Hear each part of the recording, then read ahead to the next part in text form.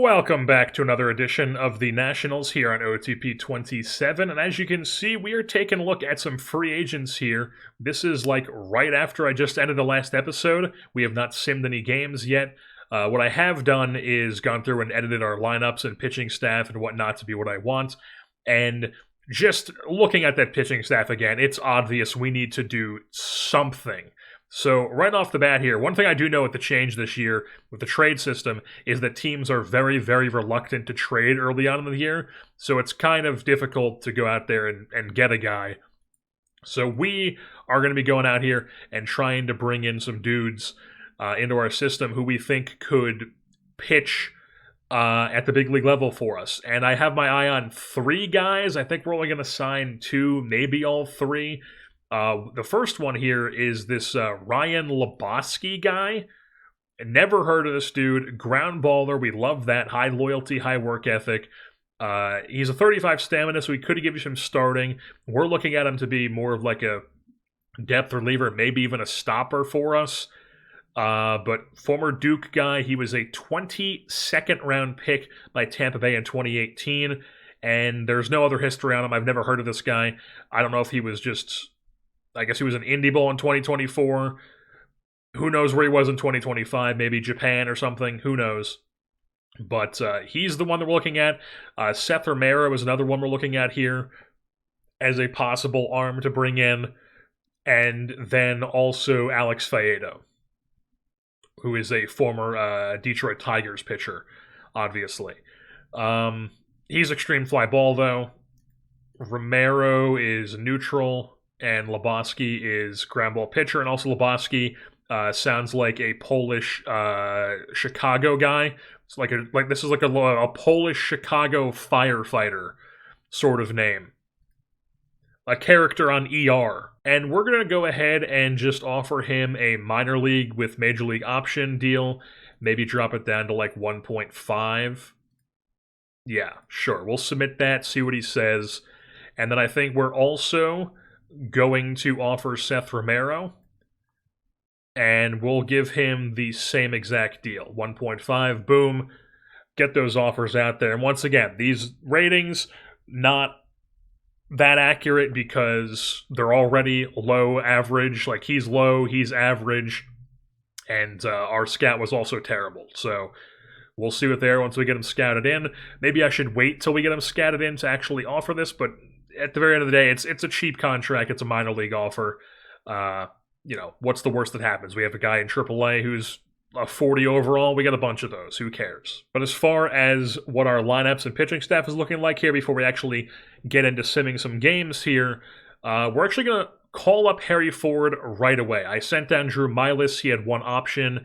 We burned that option to send him down, unfortunately, so we cannot send him back down if he ever comes back up without passing through waivers, but I feel like it was just worth it because I just wanted to get Harry Ford on the big league club right away because I think he's just our best option at catcher right away, and we want to get him the time, and we're not exactly trying to win a World Series here in 2026. We're just trying to take like that next step as a team to being like competitive. Could we maybe possibly be like a surprise wild card team?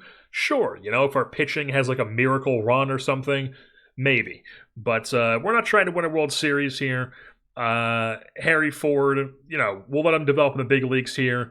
Obviously, these are not OOTP stats, but you can see the guy's been raking in the minor leagues. He's ready for it, so we're going to give him a chance here and see how he does. And then the rest of the lineup, CJ Abrams, shortstop hitting second, James Wood hitting third, Brady House hitting fourth. Why we're going with this order here is, usually I would have our best hitter 2, and then the next hitter 3, and then our best power hitter 4. Technically, our best power hitter is James Wood, but he's also just our best hitter. And then CJ Abrams is a good enough hitter, I feel like, to be in that 3 spot, so we're that 2 spot. And then Woods is 3 to kind of act as like a middle ground between the 2 and 4. And then Brady House has some pop here, so we're hoping that develops in that cleanup spot. And then Dalen Lyles hitting 5th. Jose Tena is hitting 6th. And then we have a righty to split those guys up with Andres Chaparro DHing, Luis Garcia, and then Jacob Young rounds things out in center field. And that's the same exact thing against lefties. There's no differentiating between righties and lefties with our lineup. And I thought about possibly calling up Dylan Cruz and maybe having like Wood DH or something like that. But Dylan Cruz right now is only a 40 overall, according to this. Who knows what it is once we actually get a scout in. But he's going to start the year in AAA. He'll probably be up quite quick, though, because I don't actually envision Chaparro or Yorbeat Vivas as somebody who's going to stick around in the big leagues for very long.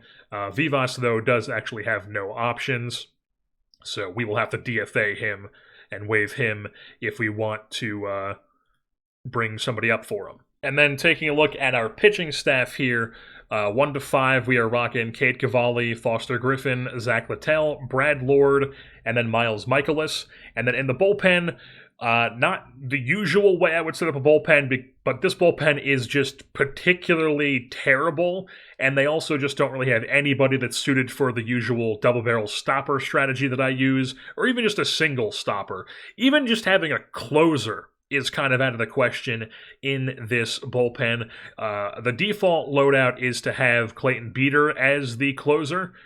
I just don't think we're going to do that. I think what we're going to do is we're going to do this double-barreled PJ Pion? Probably going to call him the insanely French, horrible accent name the entire time. Probably not actually pronounced that much French, but he is our lefty, and then Clayton Beeter is our righty. Both of them set up 7th or later, high leverage secondary. They are our back end guys, because I just think they're the best possible arms that we have in the bullpen between those two. And then the next tier would be Granillo and Cionel Perez as another righty-lefty duo here as middle relief. No secondary role, just leaving that open to interpretation. But the normal usage for those guys is they're like the second tier, because that's just how bad our bullpen is. This guy is considered second tier, as well as Cionel Perez, who's had some years that have been good in the past, but recently not so great. And now, then the third tier is Gus Varland, or I guess it's probably just a combination of 2 middle relievers. All of these guys, these 2 back-end relievers, and then long relievers, avoid high leverage, mop up. Just to really hammer it home to the AI that we do not want these guys pitching in good situations. We do not want these, or in high leverage situations. We do not want these guys being put into games when it's like a 3-2, 4-2 game. These guys are like last-ditch efforts. We do not want Gus Varland pitching with the game on the line. Although he's probably a bit better than some of the other guys. I don't know. But definitely, like, they're not the greatest. Cole Henry's, like, okay, I guess. But maybe we can drop that. Maybe use less often. But we'll probably just keep it, avoid high leverage. And then we have Jake Irvin and Ken Waldachuk as a righty-lefty, long relief, avoid high leverage, mop-up duty. Jake Irvin, just truly terrible. I mean, there's really nothing good about him. And then Ken Waldachuk, a bit more serviceable, but Jake Irvin probably going to be on his way out here as somebody we aren't really looking to keep around for very long. It's just a matter of once we get more guys scouted, seeing like who could be coming up. Like it's probably going to be like Cornelio or one of the guys we just signed out of free agency. Maybe Peralez comes up, maybe Mitchell Parker comes up, maybe Jake Eater, maybe this Andrew Alvarez guy. Maybe Julian Fernandez, Trevor Gott is a name I know. We've got Ogasara, we've got Eddie Yeen, sure. Connor Van Scoyoc, great name. Doesn't really look like he's going to be anything though. And we'll see who establishes themselves. But for right now, that is what we are rocking with in the pitching side of things, and then in the hitting side of things. All right, so opening day went well for us against the Chicago Cubs. 7-6 victory at Wrigley, and the Nationals start the season 1-0. Harry Ford gets his first hit as a National. James Wood picks up a 2-hit, 4-ribby day. Big day for him, a home run and a double. Tana had a hit. Brady House had a hit. Luis Garcia had 2 hits. Jacob Young scored twice with 1 hit, also walked. Good day for the offense. And then Cade Cavalli goes 5 1/3, gives up 8 hits, 4 runs. Not the best day for him. But then Granillo comes in, gives up 1 run and 1 1/3.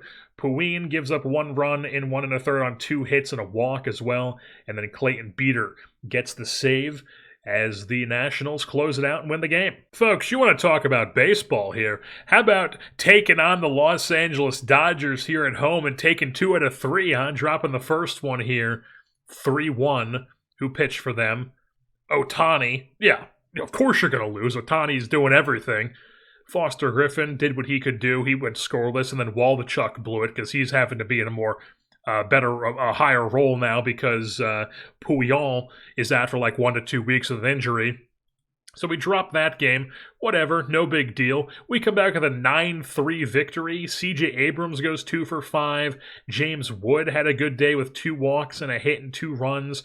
Brady House, Dalen Lyle, Jose Tena, all with 3-hit games. 3 runs for Brady House. 2 hits for Garcia. Beautiful stuff. And Zach Littell goes 5 2/3. Bullpen shuts it down. And then we take the 3rd game of the series, win it. Harry Ford had 2 hits, 4 runs for James Wood, 3 for 3 with 2 walks for Dalen Lyle, 2 for 5 for Brady House with 8 ribbies, 2 for 5 for Garcia. I mean, just a great offensive outburst here. 18 runs on the Los Angeles Dodgers. Brad Lord goes 4 1/3. Varlin comes in, does not do well. Henry does not do well. And then Mitchell Parker, who we had to call up for a long relief role, goes an inning scoreless here in a mop-up role. And then the offense gets it done. What a fantastic game. And we've already suffered our first big injury here is Ken Waldichuk, who has been moved up from a long relief, avoid high leverage role into a middle relief, slightly more leverage role because of injury, and he partially tears his UCL. He's out for 10 months. So now we're already having to scramble here at the bullpen with our already incredibly weak bullpen. Not what you want here. I'm also seeing that C.J. Abrams has a red text here. Strained abdominal muscle. He's out for 4 weeks. So that's going to be a bummer as well. Now we have to figure out who our shortstop's going to be. It's probably going to be Nasim Nunez, and then we call somebody else up. Oh, by the way, about Lobotsky and Romero here, they both said they wanted major league deals, and now they want so much money that we can't afford them because we can't afford to give them $3+ million. They both want $3+ million. So that's out of the question, as well as pretty much all of these guys, because they're all wanting more than we can give them. So we have to go within the system and league minimum waiver claims, which unfortunately there is nobody on waivers right now pitching wise. There's Derek Hill, but we don't need an outfielder. We already have 18,000 of those guys. Folks, I just got to say it has been a rough start to the season for our former team, the Miami Marlins here. They are 2-14. They just won a game here on April 12th. So they were 1-14. And as you can see here, they're 1-9 in the last 10. Not the start you want if you're the Miami Marlins here, as they've just been getting boat raced here to start the season. And the Braves are 15-1. I mean, what is going on in the East over here? All right, it's time for a little check-in here. It is May 17th, and things are not going well as of right now. Our team has started really sliding. Things that were going well were no longer going well. You can see here the Who's Not section. Dylan Cruz not going hot right now. This Philip Glasser guy came up. He was doing pretty well for us for a while. He's no longer doing well. If we take a look at the team info page just quickly, not a lot of single-digit numbers here. We're stealing a ton of bases, but we're not really doing anything else. For a while, we were getting it. I think we're 9th in hits. I think that we were like 7th at one point, but really nothing else is going well offensively. Defensively and pitching-wise, not exactly a great defense. We're not really doing anything super well with pitching. We're not giving up a ton of home runs, so we do like to see that. We're limiting the home run ball, but really nothing else is worth hanging our hat on. I mean, 7th in NL in ERA is not bad for how bad our pitching staff is. It's mostly the starters. The bullpen's not been great. But, I do feel like the bullpen, it's been better than I would have expected. Jake Irvin's been terrible, but, like, the rest of these dudes, like, if we just go by innings pitched here, Clayton Beater, he's been, like, fine, serviceable. Mitchell Parker has actually been really good. Andre Granillo's been really good. Jake Irvin's been bad. We claimed Ron Marinaccio, the Toms River Northman, off of waivers from San Diego. He's been, like, whatever, fine in his role. Cionel Perez has actually been really good. So is Cole Henry, and then Paulin, whatever his name is. I don't even know how I'm pronouncing it even anymore. He has not been great. So we're probably going to mix up these roles a bit. So, like, I don't know, like, Puwin here probably going to be dropped into, like, a mop-up avoid leverage role. And then we'll probably, I don't know, maybe take off of Cole Henry's and maybe even Marinaccio, too. And I feel like also maybe Mitchell Parker. Or we're going to keep him in the role that he's in. Marinaccio, maybe we take off his high leverage or avoid high leverage role. And then it becomes something like this, is what our bullpen looks like, our hierarchy. And then if you take a look at the starting rotation here, I mean, Cade Cavalli has been pretty good. Zach Littell's been serviceable. Same with Foster Griffin. He's actually been pretty solid. Miles Michaelis has not been good. He's been the one bad starter, but, like, I'll take 4 good starters with one bad one.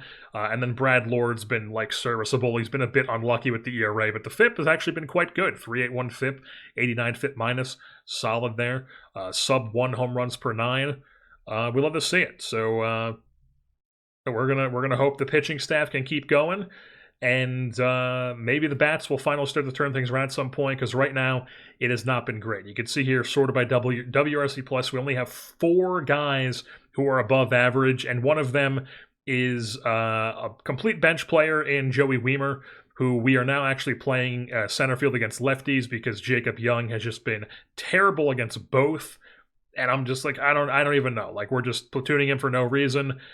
Maybe we just play Weimer in center field the full time now. Who knows? But Young's been terrible.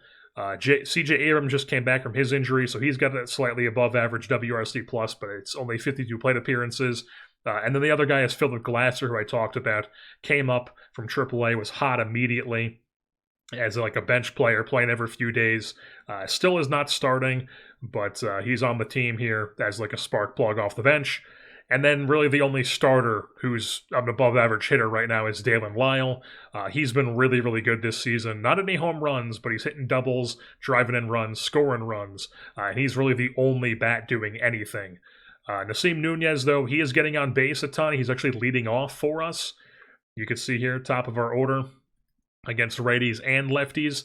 And I've also discovered that we might have to, at some point, make a switch to where Nasim Nunez is our shortstop. You can see here his fielding run value is 6.3. That's 93rd percentile. He's got a 5.4 ZR at the shortstop position because he was playing there while Abrams was hurt. And then Abrams, you could just look here. I mean, just 55 at shortstop, 60 across the board defensively with these ratings. And then Nunez, 65 at shortstop. He's got 75 range. So Abrams right now can't play second base, but it might be worth, maybe not right now and like making him learn it mid-season, but in the off-season during spring training, making the flip to where Abrams is our second baseman and Nunez is our shortstop. Now, obviously, that would definitely tack into C.J. Abrams' value as a player, but it might be worth it. We'll have to see how things go, but I'm definitely considering doing it. But as far as the rest of the bats go, I mean, it's been rough. Harry Ford has been around like an 85-ish the whole season. Brady House at this point is he's a soft side platoon guy.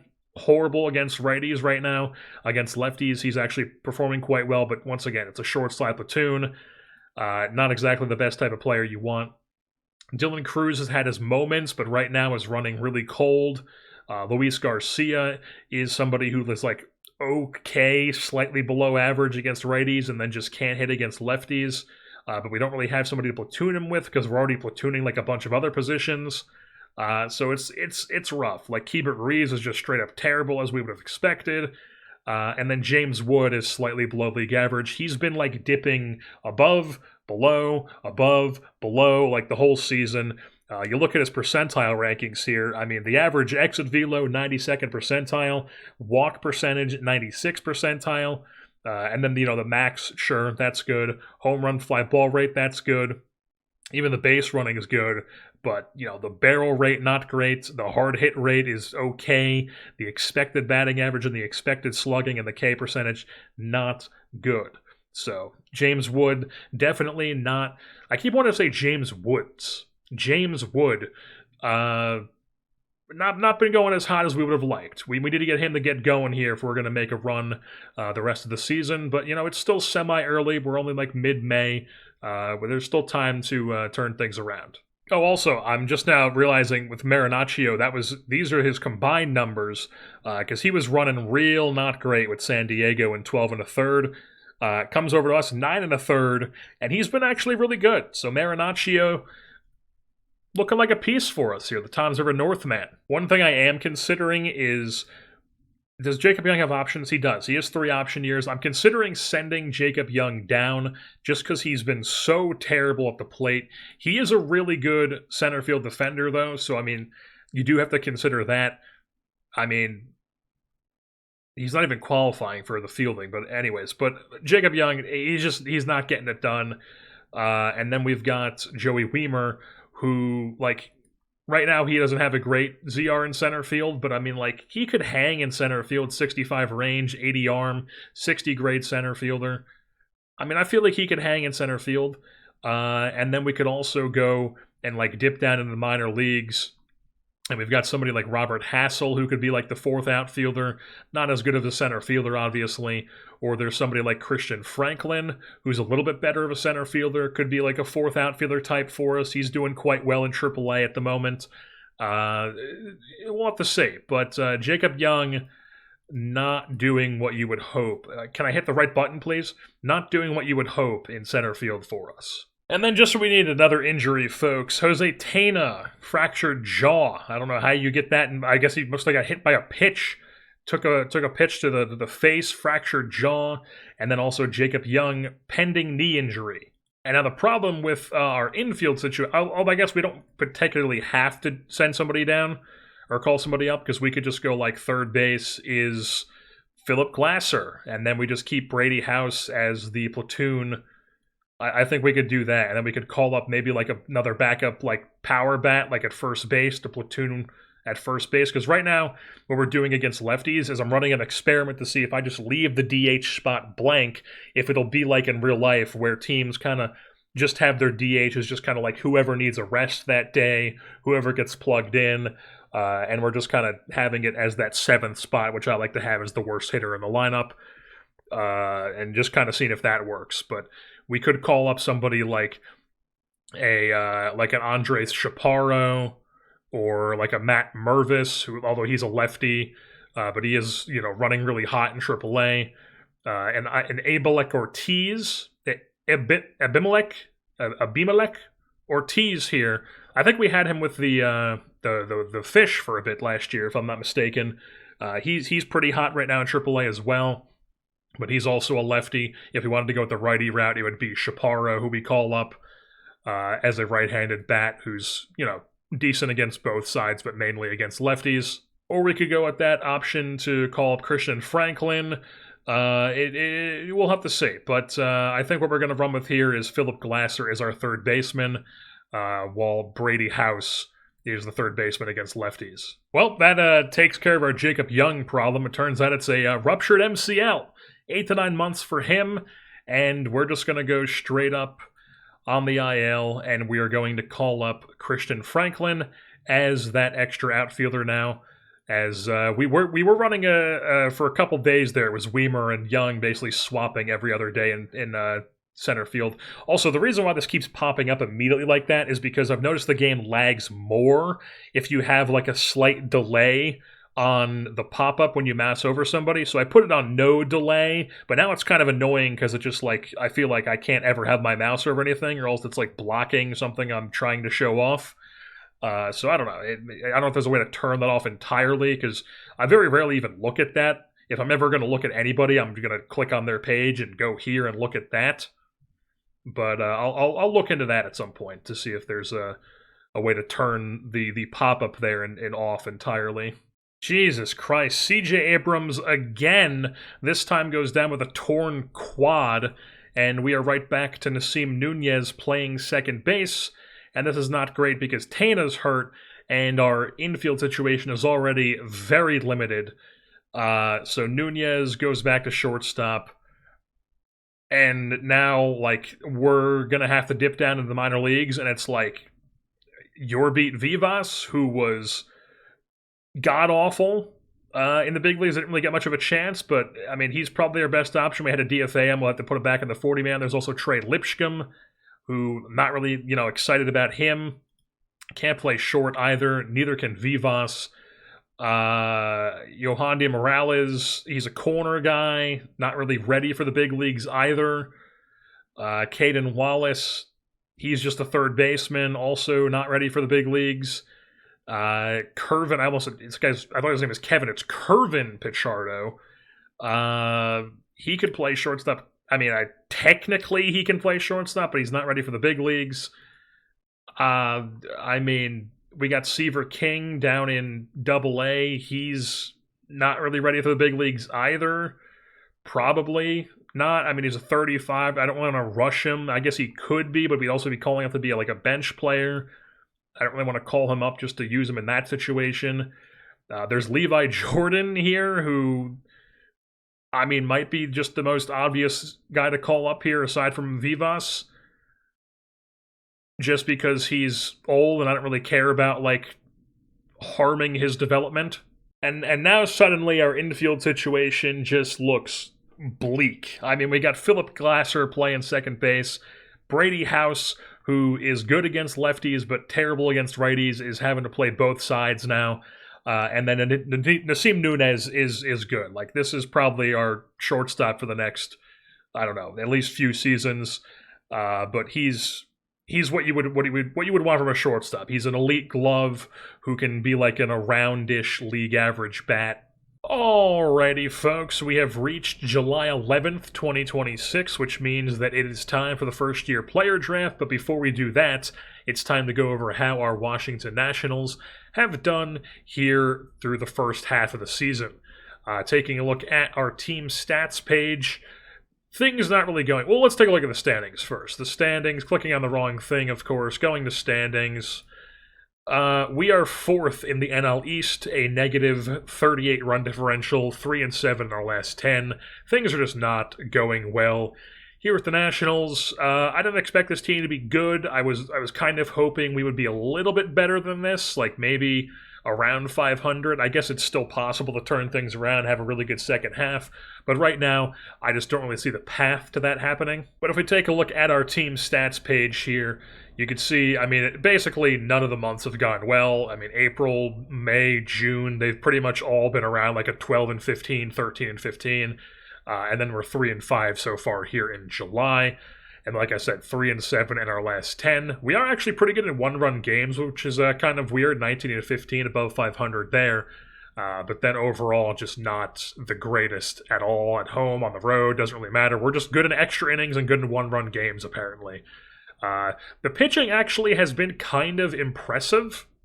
The defense has also started improving. You could see our defensive efficiency is third in the National League. But then we are committing a decent amount of errors, which is not the greatest. Our zone rating is only 8th. And then when it comes to the rest of the pitching, like, we're top 8 in ERA. I'll take that. You know, it's not great, but I mean, we don't really have the best arms out there. We're just kind of getting by with what we have at the moment. And then the bullpen's been really good as of late. 6th in the National League. We will take that. 7th in hits allowed. 7th in opponents average. 3rd in BABIP. And then all of a sudden, last time we looked at this, the home runs, we were really, really good at not giving up home runs. And now all of a sudden, we're just giving up home runs at the wazoo, which is just something that cannot continue. And then we're not really walking anybody, which is good to see, but we're also not striking anybody out. And then on the offensive side of things, we're stealing a ton of bags, not really getting any value from the base running, though, and we're getting a ton of hits, but we're not doing anything with those hits. Probably running into a lot of outs, if I had to imagine. And then probably just also not any pop in the lineup, not getting any extra base hits, not getting any hits with runner in the scoring position. Just, stuff that you don't want. But overall hits and stolen bases, we're really good at that apparently, and then 7th in batting average in the National League. Before we actually take a look at what our team is looking like right now, we should mention that we do have a bunch of injuries. We have DJ Hers, who's on his way back from his torn UCL that he was recovering from at the start of the season. He has not pitched for us this season yet. He's gotten 2 starts, 3 appearances in AAA, and they've all gone terribly. So not exactly confident there, but he will be on the big league team here at some point. Not going to help with our home run problem, though, as an extreme fly ball guy. But, he's an arm that looks like he could be decent, so he'll be up in the big leagues whenever we think he's ready. And then Waldichuk, he's out for the whole season with a partially torn UCL. Jacob Young's out for the rest of the season with a ruptured MCL. And then Dalen Lyle only has 1 to 2 weeks left on his injury, and he will be a very welcome bat to have back in the lineup because he has been, probably our most consistent bat this season, which we will get into here in a little bit. And then that's as far as it goes as the injuries. That's pretty much everybody who has gotten hurt. But then taking a look at our hitters overall here, I don't know what's going on, but our best bat right now is Philip Glasser. Who is Philip Glasser? I don't know.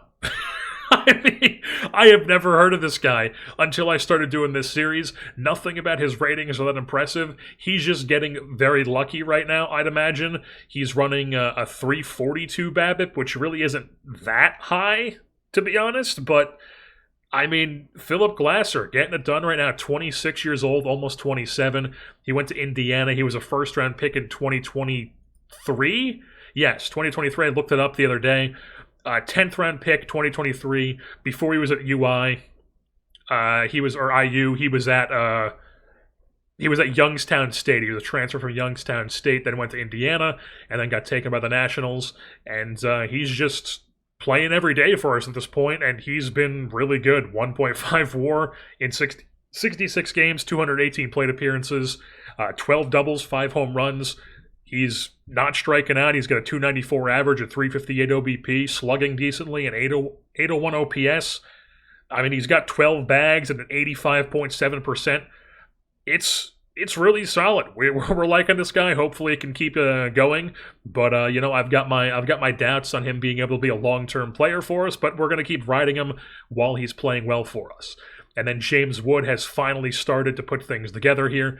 You can see his WRC plus is up to a 124. He's got a 1.7 WAR, 21 doubles, 19 home runs. Striking out a bit, but at least it's below 30%. And then he's walking a ton as well. And then stealing, but not at a great rate, but not the worst rate either. But overall, he's starting to come around at the plate, which is what we've been hoping to see. And then he's also DHing against righties, and then he's DHing both ways now because we've got Luis Garcia playing left field for us at the moment, and then our infield is Glasser at second, Tena at third, and then Nunez is playing shortstop. And then speaking of the rest of the bats, really nobody has been good. We've got a lot of guys who can hit against left-handed pitching, but not a lot of guys who can hit against right-handed pitching, unfortunately, because you're going to see a lot more right-handed pitchers than you are left-handed pitchers. So, just running through these guys very quickly, we've got Andre Chaparro playing first base every day now because he's just been around league average against both sides, and that's just an upgrade over a lot of the stuff that we've had, so he's playing every day now. Luis Garcia, you can see here, he's one of the only guys who can hit against righties, but then can't against lefties. But then we're also...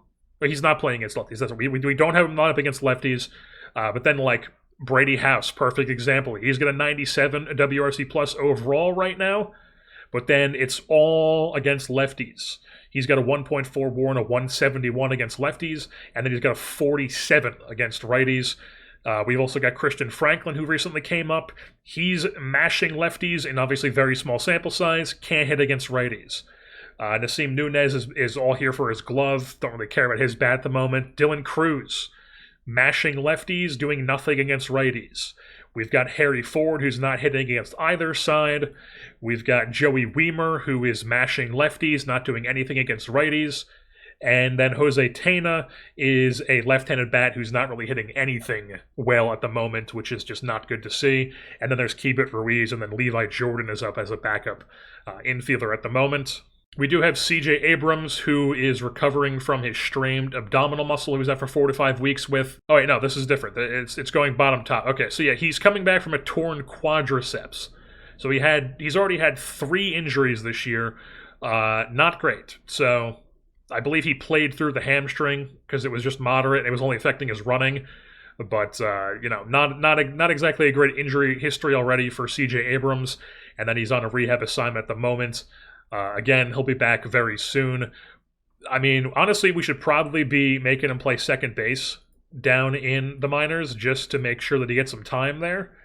And we play him at second and keep playing Nunez at short when he comes back, and then maybe Glasser plays third base for us because he can play second, third, and then left all decently well. But then just our sheer lack of somebody who can be a backup shortstop for us right now is very limiting to what we can do with our backup infield situation. Because right now, like I would want, like, Tana's not playing against lefties. House comes in. House doesn't play against righties. So we've got a bunch of platoon situations going on, and it's not great. And then our center field situation, like we got Franklin playing against both sides. I mean, honestly, maybe Franklin should just be benched. I don't know. But center field's a problem right now because Jacob Young is hurt and was also terrible at the time. And then we've got like Robert Hassel in AAA, but he's not really a center fielder. He might be getting called up here soon, though, because he's a lefty. We need guys to get hit against right-handed pitching, and hopefully he'd be able to. He's hitting well in AAA, so he might be up on the big league team here soon. Andrew Pinkney is a righty-righty who's not hitting in AAA, also not really a center fielder. So we're just, it's not a lot of stuff going on there for the outfield situation at the moment, and then for the infield situation, it's a lot of corner guys like Yohandy Morales, who's not really ready for a call-up. He's struggling in AAA. We've got Jorbit Bibas, as I've learned how you pronounce this guy's name. Very weird way to pronounce it, but it is what it is. And then he's just not a shortstop. He can only play second and third. I guess I could force him to play some shortstop at AAA right now, and hopefully he gets called up, and maybe he's at least serviceable, better than Levi Jordan. Let's just do that right now, honestly. Let's make him play some shortstop in AAA.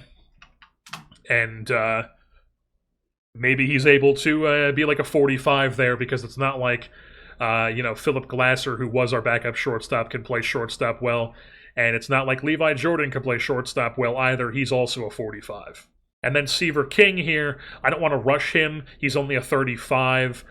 He is raking in AA, but it's mainly with the... I shouldn't say he's raking. He's playing well, but it's mainly with the glove. You can see here he's got a lot of base running and fielding value, but then the batting is not really that great in AA, so I obviously don't want to call him up to the big leagues and just completely kill his confidence. And then as far as the pitching goes... this is where a lot of our home run issues have started to pop up here. Like if we just sort by home runs per 9 right now, Josiah Gray, who has pitched not a lot in the past couple seasons. He's been hurt a ton in real life, pitched a lot in 2022 and 2023, and then 2024 and 2025 was just nowhere to be seen because I would believe he was hurt. And now he's finally back. He's pitched 3 games. He's been terrible, giving up a ton of home runs. And then also his ratings also just look terrible. So I just wanted to give him a chance because he was already on the where we had to put him on the 40-man. But he's probably going to get DFA'd here soon because he's just not worth keeping around. And then you can see here Zach Littell. He's got 19 starts with a 2.0 home runs per 9. That's just completely unacceptable. Ron Marinaccio is starting to give a bunch of home runs. Trevor Williams is actually in our bullpen right now. He is in a long relief role with a really good ERA, but not a great FIP or, not a great home run per 9, but we've got worse on our team. But then, he's not really anything special. We don't think he's necessarily to continue, but he's in like a long relief, avoid high leverage role. And then we've kind of realigned our bullpen to where Granillo is actually our closer right now because he's kind of shown himself to be the best reliever. If we sort by WAR here, it's Cade Cavalli, Brad Lord, and then Mitchell Parker, who we've moved to the rotation. You can see here he's gotten 4 starts. He's gotten 4 starts, and overall he's been pretty good. If we look at his splits, he's been really good in the rotation and really good in the bullpen. So Mitchell Parker, he's in the rotation at the moment. Hopefully he can keep pitching well for us. And then right now, basically the only starter I don't trust is Zach Littell, which is unfortunate because he's still a 50 overall, but he's got horrible home runs allowed, horrible movement. He just knows where he's putting it. So not exactly something you want to see there, but he's also somebody we can't really afford. I mean, I guess we can, but like, who are we going to put there if we do DFA him? And then, like I said, in the bullpen, Granillo has kind of solidified himself as the top guy right now. Does it make sense that he's the top guy with these ratings? No, but he's pitching like the top guy, so he's going to get run like the top guy. And then we've got Clayton Beater, who's still pitching decently well. Same with Cionel Perez. Cole Henry's been really good, at least at the ERA. The FIP's been league average. PJ Poulin has been fine-ish, I guess. And like I said, Marinaccio is starting to give up home runs, but we've limited him to avoid high leverage. And then Josiah Gray is going to be out of here very soon, probably for DJ Hers, to be honest. And then we also have one thing I should mention. We have, where is he? Yarlin Susana. Yarlin Susana here was pitching very well. Oh, this was last season, but he's like league average in AAA.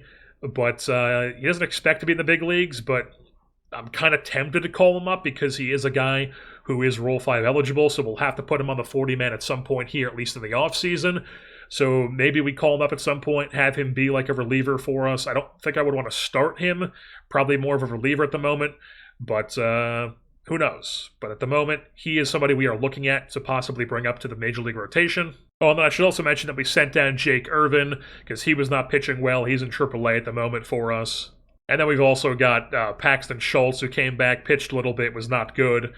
And then Gus Varland is also down in AAA. He barely pitched for us. But going into the first-year player draft here in 2026, we have the 11th overall selection.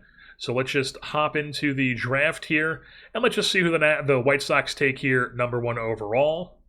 They take Grady Emerson, who is a 18-year-old shortstop from Fort Worth Christian High School, and he goes number 1.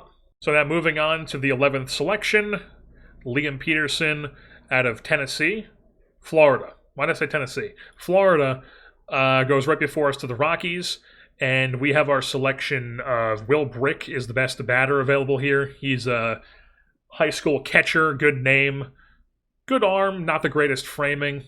Could be a really good catcher, though, but he's a high school guy. If you want to take a look at, this is all batters, too. I should go all players.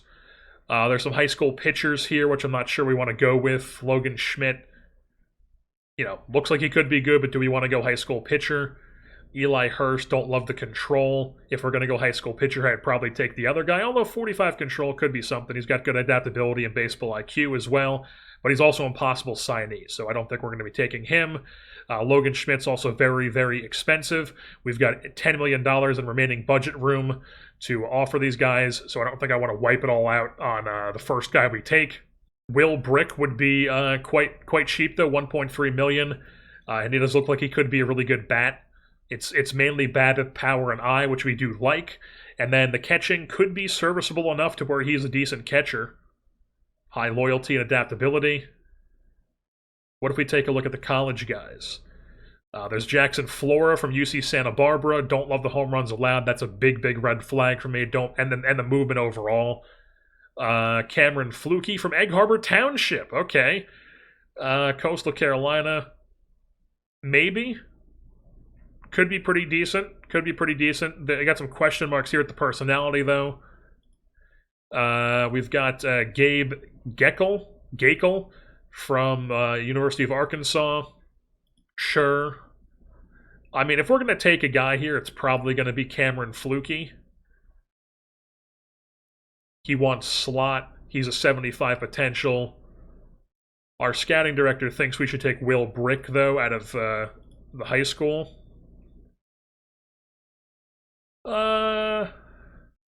I mean, it's just, do we want Will Brick, the high school catcher, who could be like a really good, like, middle of the order hitter? Or do we want Cameron Flukie, who could be a pretty fast riser to the big leagues here at the rotation? And he's a New Jersey guy. I think we got to go with Cameron Flukie. I think that's what we're going to do here. Cameron Flukie is our guy. We are going to meet his demand. And bada bing, bada boom. There you have it. The 11th overall pick, Cameron Flukie. We move things on to our next selection, which is in round 2.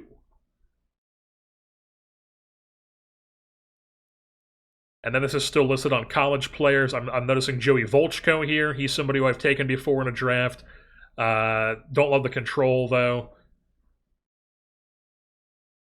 I haven't been as plugged into college baseball this year, so a lot of these names I'm probably not going to I do recognize Christian Coppola, though. He is a former Rutgers guy who transferred to St. Joe's. Ethan Kleinschmidt, we recognize him.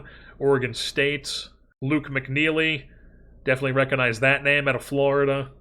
Ethan Norby, that's Connor Norby's brother. Blake Morningstar. College baseball is just pretty impossible to follow unless you have like 75 different add-on packages to like your ESPN Plus or whatever. So usually once the conference tourneys and the college baseball postseason starts ramping up, that's when I really start like locking in and all the names start becoming familiar to me.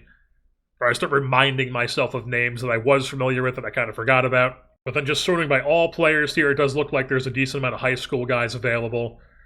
Who is this? College guy from Georgia Tech.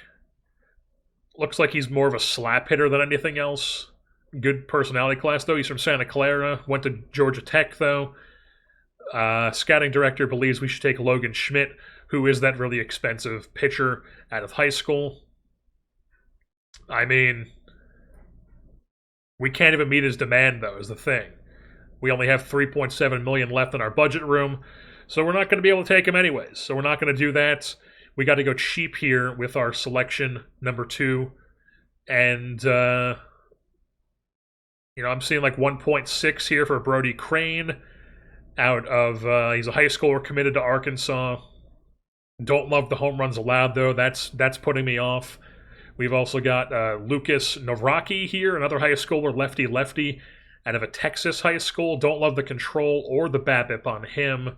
There's that guy, this guy who's born in Santa Clara, the slap-hitting second baseman. He's high leader, work ethic, baseball IQ. He's like a mediocre second baseman who can like maybe play some left field too. And he's mainly slap hitter, although maybe the gap power get some TCR bumps. He's got some good speed too. Lefty-righty guy. Maybe. He could be interesting. And then we got like Eric Booth, who's a high school guy. I mean, he's interesting. Very interesting. Really, really good speed. 65 range. Could probably play you center field. Maybe he gets a TC or like a dev bump boost at some point in center field. He's got BABIP with the contact. He's got good gap. He's got good eye. The 45 power with the rest of his profile. That could be pretty good with Eric Booth here. He's interesting. I like him. If we sort by range here, there's a shortstop at 70 range out of high school. He is going to a New York high school, committed to Vandy. Can't really hit at all, but he's a very, very slap hitter. And then in the outfield, we got some 70 dudes here. Trevor Condon. Okay. I think if we're going to... No, he's impossible signee. Damn it. We cannot get him. Lucas Moore is a college 70 range guy. The other guy was 60 range, wasn't he? Eric Booth? Yeah. Okay, so Booth has the higher potential. 65 range. But then Lucas Moore here is closer to the big leagues. Really, really good speed. 70 range. With 65 potential in center field. Honestly, I'm kind of tempted to go like back-to-back and see if we could get both of them. None of these catchers are standing out to me as guys that we should be prioritizing. I mean, this guy's okay. Yeah. But I think we want to I think we either want to go with the shortstop, although he's like definitely the third option for me. And I think we're going to go Booth here. Eric Booth, the lefty-lefty high schooler with the better bat potential here. I think we're going to go him and then see if either Lucas Moore or Aiden Ruiz are here next round. So Eric Booth is our guy. Lock him in round 2, move things on to round 3. And it looks like our college guy got taken, which stinks. Got a different college guy here from University of Houston. He's more of a corner guy, though, it looks like. There was Condon, who has a possible signee.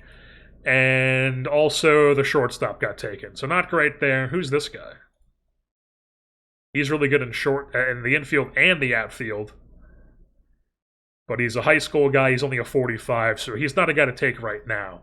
Sort back by potential. And our scouting director thinks we should take Brody Crane, who, he's okay.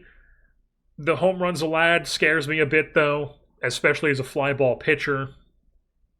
I don't know if I want to take that. He is very cheap, though. Tyler Pitzer is here. That's definitely something I recognize, a name I recognize. And here's this Trey Broussard guy. College outfielder, 65 range. Probably could be an elite corner outfielder for you. Like a flex center fielder, really good speed. Decent enough contact bat, 50 gap power, 55i, no pop though. Christian Coppola is interesting. Another New Jersey guy. Like I said, he's a Rutgers transfer to St. Joe's. He's a ground ball pitcher. Good movement, good home runs allowed. 55 for both of those. That's very good. Don't love the control, but like he's got good enough pitches. 55 stamina. He could be interesting.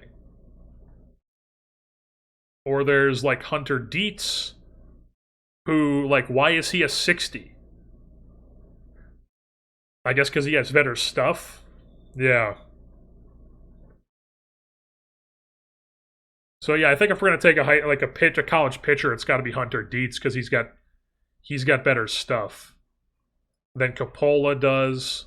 So does Jake McCoy, but he's also hurt. So I don't think I want to take a pitcher who's already recovering from a torn UCL, although he does look like he could be really good, but this control is very low, and so is this home runs allowed. We got Wes Mendez. Don't love that. That's just all horrible. Logan Redeman from UCLA. I know they've been popping off this season. That is one thing I am aware of. See, he's intriguing to me. All this is quite high. Good leader, baseball IQ, low greed, but he also has low adaptability, work ethic. The BABIP is low, but then the home runs allowed, movement are 50, the stuff's 55, the control's 50, 65 for 3 pitches. I think Dietz might still be better. We want to look at the potential here, yeah. So it's just you're getting a bit more BABIP with Dietz and a bit more control with Redeman. And then the pitches are going to be much more in Dietz's favor. Plus Dietz is a lefty. So yeah, I think we're going to go Hunter Dietz. I think he's our guy. Oh, it's on OSA now. What the hell? Get an R-Scout here. Thank you. What is he on OSA? He's a 45 on OSA. R-Scout has him a 60. And then I saw that Coppola is a 50 with R-Scout, but OSA has him a 65. But extreme development risk. Yeah, no, we're going Dietz. We're gonna trust our scout here, and we're gonna go Hunter Dietz, lefty. Bring him in. Lock that in. He's our 3rd round pick. Move things on to round 4. And we've got Wes Mendez is still here. Christian Coppola is still here. Oliver De La Torre has got an interesting name, but he's not really that great. I would just tend to prefer college guys. Our scout thinks we should go with Tyler Pitzer. He could be interesting. Definitely some high stuff. Yeah, I could see that. I could see that being something interesting. I don't love that the difference between 50 movement and 55 movement is massive though. So, like, the fact that Christian Coppola has that 55 movement potential, even though it is only average scouting accuracy, kind of leans me towards his direction. Even if Pitzer does have the much better stuff with 50 movement. It's just kind of what you prefer. I mean, the stuff is intriguing. And Coppola's only a 50, Pitzer's a 55.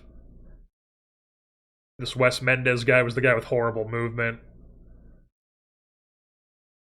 Who's this Finn McElroy guy? Okay.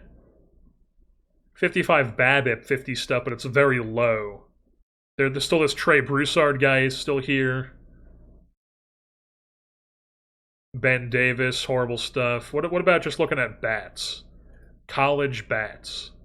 Ooh, just Broussard and Cade Lewis. Yeah, so the college bats are falling off like a cliff here. But then there's a lot of college arms still. So maybe we take the bat. We take Broussard here. Oh, there's still a 70 guy available down in the 45s. I am tempted to just take Pitzer, though. Because I want Pitzer and I want Coppola. But I also feel like maybe we should be taking a bat here since these guys are starting to fall off. And Broussard's probably the one that I want. Or we could hold off and see if we could get like this guy as like a power bat. Because we do lack power. We do need some power. Will Gasparino is here. Really, he transferred to UCLA? I did not realize that. Gavin Grahovic is here. Yeah, there's some 45s that I find interesting. So I think we can hold off on a bat for a round, and I think we can go with Pitzer. So we're going to go ahead and do that. Tyler Pitzer, he's our 4th round pick. Move things on to round 5. And Christian Coppola has indeed been taken, so that's a big bummer. That's a bummer for sure. Our director thinks we should take Caden McCarthy, a high schooler. Don't love that, no. What about the college bats here? The 70 range guy is still here, but he can't hit really at all.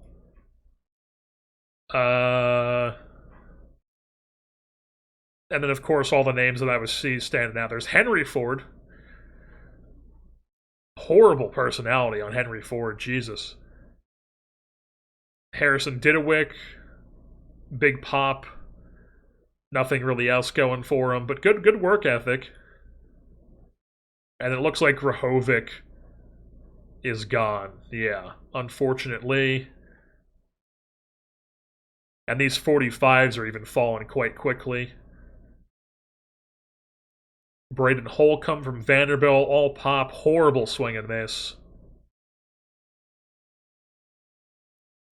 Devin Obi, really big swing and miss, big pop, 65 range in the outfield. This guy's interesting. Decent eye, pop, nothing really else going for him but high adaptability, work ethic, and then 65 range, but it would be at second. But maybe he could be like a Brooks Lee type and gets like a dev bump boost. Who knows? If I go request hitter, he wants us to take this high school guy, Trey Ebel. Maybe? What are the high school hitters looking like right now?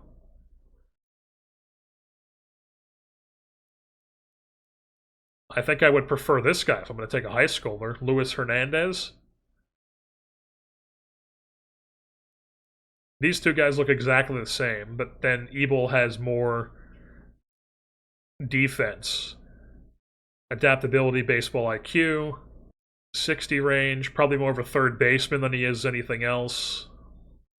Yeah, so Ebel's got the defense, but even still, it's not good enough to be, like I say, he's got better defense, but it's still more so just second base than it would be shortstop.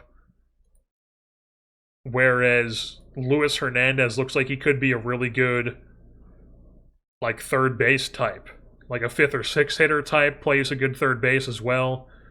And he's got some decent speed to him.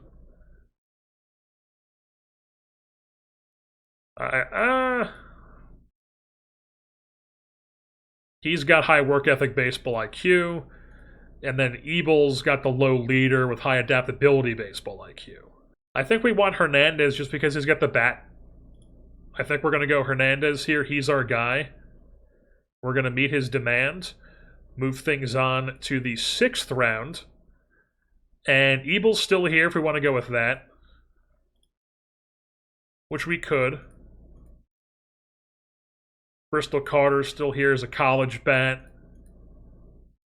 College pitchers. There's still some 50 dudes here, like some starters. Like, this guy's got not great BABIP, but not great control. Finn McElroy's interesting to me, but it's also low for the movement for the scouting. Kristen Chatterton's interesting because he's got high control movement, which I tend to like guys like that. You know, we still got a ton of 45s here when it comes to college pitchers. I mean, look at this. This is crazy. This is all just college guys. That's crazy. So yeah, I think we can hold off. That's Rutgers man Zach Konstantinovsky. Horrible home runs allowed, though. My God. So I think we should go bat here. I think we should go, even if we don't go college bat, because I like the idea of like a power glove guy like Devin Obie. Or even just kind of getting like a power guy like Harrison Didewick and seeing if he can really develop into like just a true power guy with this adaptability, work ethic, baseball IQ. And if we sort by power here, the best power available is Braden Holcomb. Huge swing and miss. He's just never going to be able to hit often enough for the power to matter. And he's just pretty much completely positionless. There's this Heilton guy. No. Devin Obie's got a little bit better contact, but 65 power, but then he could be like a really good corner outfielder to go with the power. Or there's Harrison Didewick, who's got a 60, and he's got the really good personality class, and he's got a bit better contact, gap power, and eye. Whereas, like, Obie has no eye. Is this the massive guy from UConn? No, he's not. There's a guy on UConn this year who's like 6'7", massive human. I think we're kind of leaning Didewick if we go college hitter. Or we could go with Trey Abel. There's also Bo Peterson, who's like a two-way guy. I never have success developing two-way guys, though. Like, anytime I ever try to develop a two-way guy, they never develop. And he does look like he's more so a hitter than he would be a pitcher, but he could be a decent pitcher, too. But I've